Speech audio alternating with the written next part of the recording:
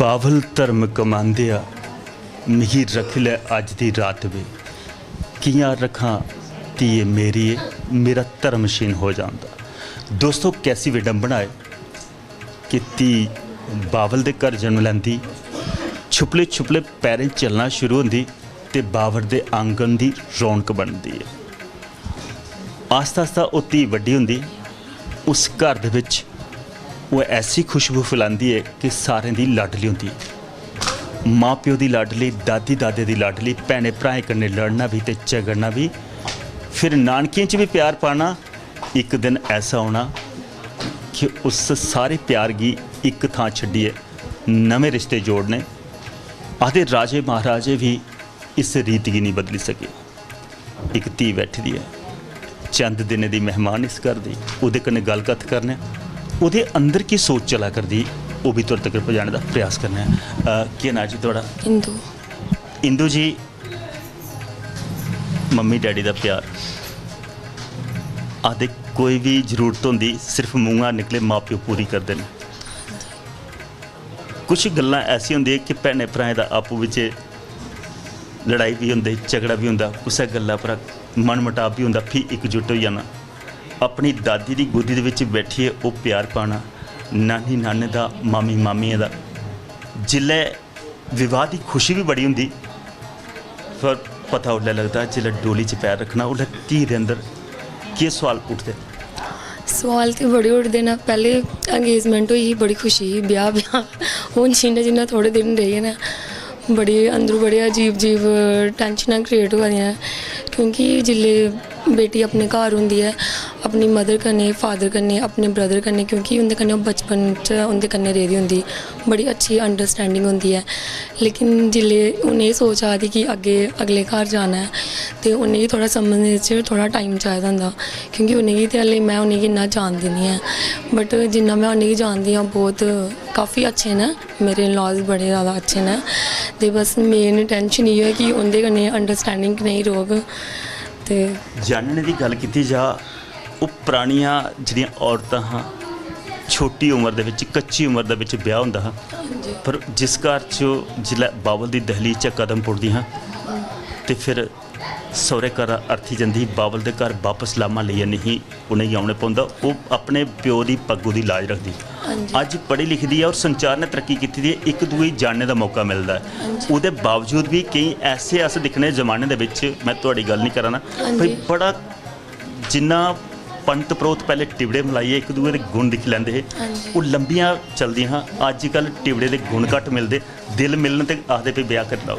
वो पुराना वेला ठीक हा जिहदे विच पंत परोत जिहड़े टिबड़े दिखिए गुण मिलांदे, जां अज जिहड़ियां गल्लां? दोनों वेले ठीक हाँ, टाइम के हिसाब कन्नै इंसान गी चलना पौंदा है। तो टिबड़े तो असें हुन भी मिलाए न, साढ़े 32 गुण मिले दे न, ते अस अपना ते अपने जीवन साथी का टिबड़ा मिलाया, साढ़े 32 गुण मिले दे न। ते अपना ते सस्सू कन्नै मिलांदी ते चौथी नहीं, मेरी जेह्ड़ी मतलब सस्स ना बहुत अच्छे न, बड़े मतलब वो पुराने जमाने ते बिल्कुल नहीं है ना। उन्हें मतलब उनकी तरफा मिगी मतलब हल्ले तक कोई प्रॉब्लम नहीं हुई। और मिगी अगर टिबड़ा उनके कन्नै मिलाई लैंदे तो कोई 32-33 गुण मिले तो और अच्छा होना। वो नहीं भी पता, उनकी DOP नहीं ना पता, डेट ऑफ बर्थ नहीं पता। तो मेरे इन लॉज भी पूरा मेरे जिन्ना अजकल का टाइम चला दा पूरा उन्ना के चलते ना। एक गल होर है, खास करी कुड़ियों की दिक्कत उल्लै होंदी जिल्लै प्योके घर होंदी, भावें जीन टापा भी पाग कोई नहीं रोकदा, जिल्लै सौरे घर जाओ तो सिरा पर चुन्नी भी रखने पौंदी। अजकल चुन्नी बड़ी भारी होई दी है, चुन्नी नहीं लैन होंदी।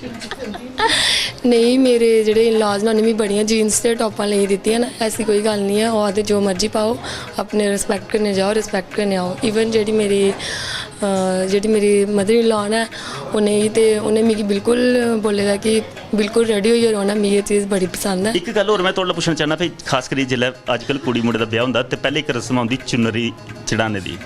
चुन्नी चढ़ाते तो हैं, पर बाद च चुन्नी इक्कै दिन गै सिरै पर आउंदी, बाद च ब्याह हो जांदा ते चुन्नी गायब हो जांदी। क्या चुन्नी जिहड़ी है औरत दा गहना नहीं हुंदा? हाँ बिल्कुल, चुन्नी औरत दा गहना हुंदा। कुड़ियां मतलब मिगी भी लगदा कि कुड़ियां जीन्स कोला ज़्यादा बैटर सूट च दिखदियां न, बट हून ओह् चुन्नी नहीं भारी होंदी, ओह् ते फिर उसलै गै लैनी ना। ओकड़ी तो उसदे लैनी, फिर बाकी आह्ली चुन्नियां भी ओह्दा मतलब केह् हुंदा भी चुन्नी सिर पर दित्ती है, फिर सिर ढक्के दा रौह्ना चाहिदा। और ओह् जिन्ना इन-लॉज चाहन, अगर चुन्नी सिर पर चाहन ते सिर उप्पर। एक गल होर खास करियै इस चुन्नरी दे उप्पर इसगी आंचल भी आखदे। हां जी। बच्चा कोई शरारत करे घर दे विच ਪਿਓ ਕੋਲ ਡਾਂਟ ਪਵੇ ਤੇ ਫਟਾਫਟ ਛੱਪੀਏ ਮਾਂ ਦੇ ਆਂਚਲ 'ਚ ਬੱਚਾ ਛੁਪਦਾ ਹੈ। ਹਾਂਜੀ ਅੱਜ ਨਵੀਂ ਪੀੜ੍ਹੀ ਵਾਲੀਆਂ ਮਾਵਾਂ ਜਿਹੜਾ ਆਂਚਲ ਗਾਇਬ ਹੋਊ ਉਹਦੇ ਬੱਚੇ ਕਿੱਥੋਂ ਛੁਪਣਗੇ? ਨਹੀਂ ਉਹ ਤਾਂ ਵੀ ਲਾਈ ਲੈਂਦੀ ਨਾ, ਗਲੇ ਕਨੇ ਲਾਈ ਲੈਂਦੀਆਂ। ਗਲੇ ਕੰਨੇ ਲਾਈ ਲੈਂਦੀ ਹੈ, ਪਰ ਜੋ ਮਜ਼ਾ ਮਾਂ ਦੇ ਆਂਚਲ 'ਚ ਪਿਆਰ ਮਿਲਦਾ ਹੈ ਉਹ ਅੱਜ ਕੱਲ੍ਹ ਗਲੇ ਕੰਨੇ ਲਾਣੇ। ਅੱਜ ਕੱਲ ਅੰਚਲ ਕਰਨੇ ਵੀ ਬੜਾ ਘੱਟ ਲੈਂਦੀ, ਇੱਕ ਕੇਅਰ ਟੇਕਰ ਰੱਖਿਆ ਹੁੰਦਾ ਨਾ ਘਰ ਬੱਚੇ ਸਾਹਮਣੇ ਵਾਲਾ। ਅੱਜ ਕੱਲ੍ਹ ਉਹ ਸਿਸਟਮ ਆਈ ਤੇ ਹੈ। ਮਮਤਾ ਦੇ ਵਿੱਚ ਵੀ ਫਰਕ ਨਹੀਂ ਪਾਉਂਦਾ ਵੀ ਕੇਅਰ ਟੇਕਰ ਕਰਨੇ ਉਹਦੀ ਅਟੈਚਮੈਂਟ ਜ਼ਿਆਦਾ ਹੋਊ ਜਾਂ ਮਾਂ ਕਰਨੇ ਹੋਊ? ਮਤਲਬ ਇਹ ਤਾਂ ਆਪਣੀ ਆਪਣੀ ਸੋਚ ਹੈ ਨਾ, ਮਤਲਬ ਜਿਸ ਹੁਣ ਜਿਹਨੇ ਰੱਖੇ ਦੇ ਨਾ, ਲੇਕਿਨ ਆਪਣੇ ਬੱਚੇ ਦੀ ਤੇ ਆਪਣੇ ਉਹਦੀ ਤੇ ਪੂਰੀ ਕੇਅਰ ਕਰਨੀ ਚਾਹੀਦੀ, ਖੁਦ ਕਰਨੀ ਚਾਹੀਦੀ, ਕਿਉਂਕਿ ਕੰਮ ਕਾਜੀ ਔਰਤਾਂ ਜਿਹੜੀਆਂ ਉਹ ਕੰਮ ਵਾਸਤੇ ਜ਼ਿਆਦਾ ਧਿਆਨ ਦੇਣ, ਬੱਚਿਆਂ ਸੇ ਥੋੜਾ ਰਾ।